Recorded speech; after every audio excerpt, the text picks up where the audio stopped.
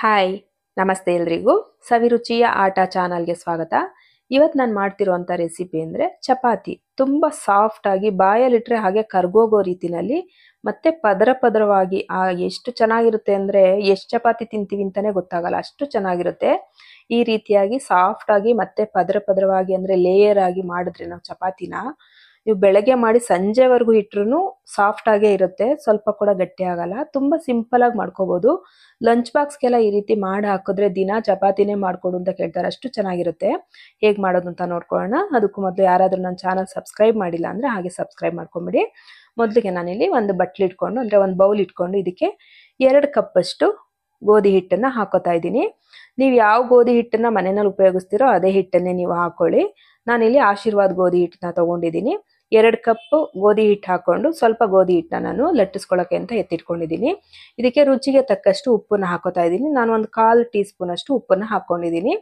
ಇದನ್ನು ಒಂದ್ಸರಿ ಚೆನ್ನಾಗಿ ಡ್ರೈ ಮಿಕ್ಸ್ ಮಾಡ್ಕೊಂಬಿಡೋಣ. ಅಂದರೆ ನೀರು ಸೇರಿಸೋದ್ರ ಮುಂಚೆ ಚೆನ್ನಾಗಿ ಈ ರೀತಿಯಾಗಿ ಉಪ್ಪೆಲ್ಲ ಹೊಂದ್ಕೊಳ್ಳೋ ರೀತಿ ಮಿಕ್ಸ್ ಮಾಡಿಕೊಂಡು ಇದಕ್ಕೆ ಸ್ವಲ್ಪ ಬೆಚ್ಚಗಿರೋ ನೀರನ್ನು ಹಾಕೋತಾ ಇದ್ದೀನಿ. ಅಂದರೆ ನಾನಿಲ್ಲಿ ಒಂದು ಅರ್ಧ ಗಂಟೆ ಮಾತ್ರ ಎತ್ತಿಡ್ತಾ ಇರೋದ್ರಿಂದ ಕಲಿಸ್ಬಿಟ್ಟು ನಾನು ಸ್ವಲ್ಪ ಬೆಚ್ಚಗಿರೋ ನೀರನ್ನು ಹಾಕೋತಾ ಇದ್ದೀನಿ. ನೀವು 1 ಅವರ್ ಮುಂಚೆ ಏನಾರು ಕಲಸಿಡ್ತೀನಿ ಅಂತ ಅನಿಸಿದ್ರೆ ನೀವು ತಣ್ಣೀರಲ್ಲಿ ಕಲಿಸ್ಕೊಳ್ಳಿ. ಈ ರೀತಿಯಾಗಿ ಸ್ವಲ್ಪನೇ ನೀರು ಸೇರಿಸ್ಕೊಂಡು ನಾವು ಕಲಿಸ್ಕೊಳ್ಳೋಣ. ತುಂಬ ಗಟ್ಟಿಗೂ ಕಲಸೋದು ಬೇಡ, ತುಂಬ ತೆಳ್ಳಗೂ ಕಲಸೋದು ಬೇಡ. ಒಂದು ಮೀಡಿಯಮ್ ಆಗಿ ನಾವು ಚಪಾತಿ ಹಿಟ್ಟನ್ನು ಕಲಿಸ್ಕೋಬೇಕಾಗುತ್ತೆ.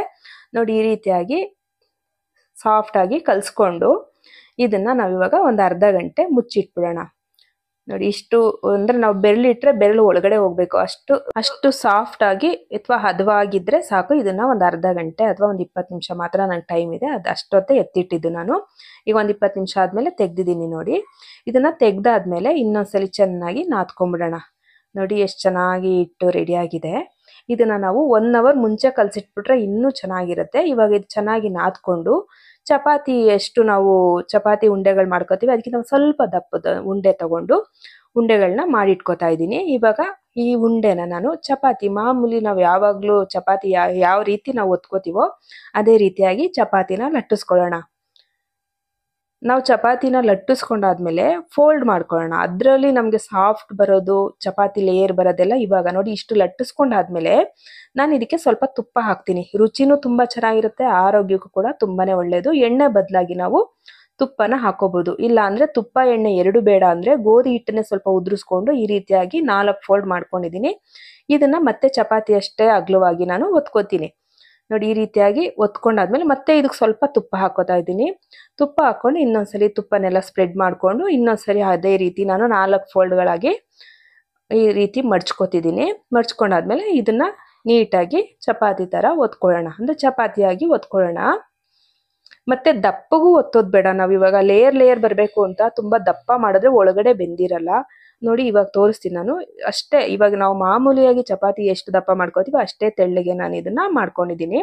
ಲಟ್ಟಿಸ್ಕೊಂಡು ನಾನು ಎಲ್ಲ ಚಪಾತಿಗಳನ್ನ ಲಟ್ಟಿಸ್ಕೊಂಡಿದ್ದೀನಿ. ಇವಾಗ ಅರ್ಜೆಂಟಿಗೆ ನಾನು 4 ಚಪಾತಿನ ಮಾಡ್ಕೊಂಡಿದ್ದೀನಿ. ಸ್ಟವ್ ಮೇಲೆ ನಾನು ಇವಾಗ ತವಾ ಬಿಸಿಗಿಟ್ಕೊಂಡಿದ್ದೀನಿ. ತವಾಕ್ಕೂ ಅಷ್ಟೇ ನಾನು ಸ್ವಲ್ಪ ತುಪ್ಪ ಹಾಕೋತಾ ಇದ್ದೀನಿ. ಈಗ ತುಪ್ಪ ಹಾಕ್ತಿದ್ದೀನಿ ಅಂದ್ಬಿಟ್ಟು ನಾನು ತುಂಬಾ ಜಾಸ್ತಿ ತುಪ್ಪ ಕೂಡ ಹಾಕಿಲ್ಲ, ಸ್ವಲ್ಪನೇ ತುಪ್ಪನ ಸೇರಿಸ್ಕೊಂಡಿರೋದು ನಾನು. ಈ ಬಾಯಿಗಿಟ್ರೆ ಹಾಗೆ ಕರಗೋಗ್ಬೇಕು, ಅಷ್ಟು ಚೆನ್ನಾಗಿರುತ್ತೆ ತುಪ್ಪ ಹಾಕ್ಕೊಂಡು ಮಾಡ್ಕೊಂಡ್ರೆ. ನಿಮಗೆ ತುಪ್ಪ ಬೇಡ, ಎಣ್ಣೆನೇ ಹಾಕೋತೀನಿ ಅಥವಾ ಬೆಣ್ಣೆ ಹಾಕೋತೀನಿ ಅಂದರೆ ಬೆಣ್ಣೆ ಕೂಡ ಹಾಕೋಬೋದು, ಎಣ್ಣೆ ಕೂಡ ಹಾಕೋಬೋದು. ಆರೋಗ್ಯಕ್ಕೆ ಒಳ್ಳೆಯದು ಅಂದರೆ ಬೆಣ್ಣೆ ಮತ್ತು ತುಪ್ಪ ಅಲ್ವಾ. ನಾನು ತುಪ್ಪ ಇತ್ತು ಅಂತ ಸೇರಿಸ್ಕೊಂಡಿದ್ದೀನಿ. ಇನ್ನು 2 ಸೈಡು ನಾವು ಸ್ವಲ್ಪ ತುಪ್ಪ ಹಾಕ್ಕೊಂಡು 2 ಸೈಡು ಈ ರೀತಿಯಾಗಿ ಬೇಯಿಸ್ಕೊಂಡಾಗ ಪದರವಾದಂಥ ಚಪಾತಿ ರೆಡಿ ಆಗೋಗ್ಬಿಡುತ್ತೆ. ತುಂಬಾ ಚೆನ್ನಾಗಿದೆ.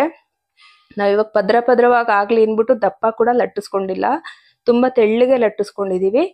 ಮತ್ತು ತುಂಬ ಸ್ಮೂತಾಗಿ ಅಂದರೆ ಸಖತ್ ಸಾಫ್ಟ್ ಆಗಿರುತ್ತೆ. ಅದು ರುಚಿ ಹೇಗಿರುತ್ತೆ ಅಂದರೆ ತುಪ್ಪ ಹಾಕಿ ಮಾಡಿರೋದ್ರಿಂದ ಬಾಯಲ್ಲಿಟ್ಟರೆ ಹಾಗೆ ಕರ್ಗೋಗ್ಬಿಡುತ್ತೆ. ನಾವಿವಾಗ ಲಂಚ್ ಬಾಕ್ಸ್ಗೆಲ್ಲ ಈ ರೀತಿ ಮಾಡಿ ಹಾಕಿದಾಗ ಎಷ್ಟು ಚಪಾತಿ ಹಾಕಿದ್ರೂ ಖಾಲಿ ಆಗೋಗ್ಬಿಟ್ಟಿರುತ್ತೆ. ಮಕ್ಕಳಿಗೆ ಗೊತ್ತಿರಲ್ಲ ಎಷ್ಟು ಚಪಾತಿ ತಿಂದ್ವಿ ಅಂತ, ಅಷ್ಟು ಚೆನ್ನಾಗಿರುತ್ತೆ, ತುಂಬಾ ರುಚಿಯಾಗಿರುತ್ತೆ. ಮನೆಯಲ್ಲಿ ಎಲ್ಲರೂ ಈ ರೀತಿ ಮಾಡಿಕೊಟ್ರೆ ಎಲ್ಲರೂ ಇಷ್ಟಪಡ್ತಾರೆ. ನೀವು ಒಂದ್ಸಲ ಟ್ರೈ ಮಾಡಿ, ಆಮೇಲೆ ಇದೇ ಥರ ಚಪಾತಿನೇ ಕೇಳ್ತಾರೆ ಎಲ್ಲರೂ, ಅಷ್ಟು ಚೆನ್ನಾಗಿರುತ್ತೆ. ನಾವು ಈ ಚಪಾತಿನ ಯಾವುದಾದ್ರೂ ಗ್ರೇವಿ ಅಥವಾ ಬರೀ ಉಪ್ಪಿನಕಾಯಿ ಇದ್ರೂ ತುಂಬ ಚೆನ್ನಾಗಿರುತ್ತೆ.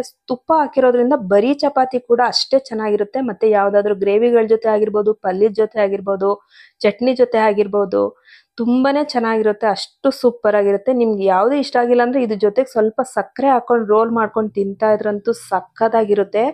ಎಷ್ಟು ಚಪಾತಿ ಇದ್ರೂ ಸಾಕಾಗಲ್ಲ, ಅಷ್ಟು ರುಚಿಯಾಗಿರುತ್ತೆ. ನಾವು ಸಕ್ಕರೆ ಏನಾದ್ರು ಸೆಂಟ್ರಲ್ಲಿ ಹಾಕೊಂಡು ರೋಲ್ ಮಾಡ್ಕೊಂಡು ತಿಂತಾ ಇದ್ರಂತೂ ಸಕ್ಕತ್ತಾಗಿರುತ್ತೆ. ನೀವು ಒಂದ್ಸಲ ಟ್ರೈ ಮಾಡಿ. ನಿಮ್ಗೆಲ್ರಿಗೂ ಈ ರೆಸಿಪಿ ಇಷ್ಟ ಆಗುತ್ತೆ ಅಂತ ಅನ್ಕೋತೀನಿ. ಹಾಗೆ ನಿಮ್ಮೆಲ್ರಿಗೂ ರೆಸಿಪಿ ಇಷ್ಟ ಆಗಿದ್ರೆ ಲೈಕ್ ಮಾಡಿ, ಶೇರ್ ಮಾಡಿ, ಕಮೆಂಟ್ ಮಾಡಿ, ಹಾಗೆ ಸಬ್ಸ್ಕ್ರೈಬ್ ಮಾಡ್ಕೊಳ್ಳಿ.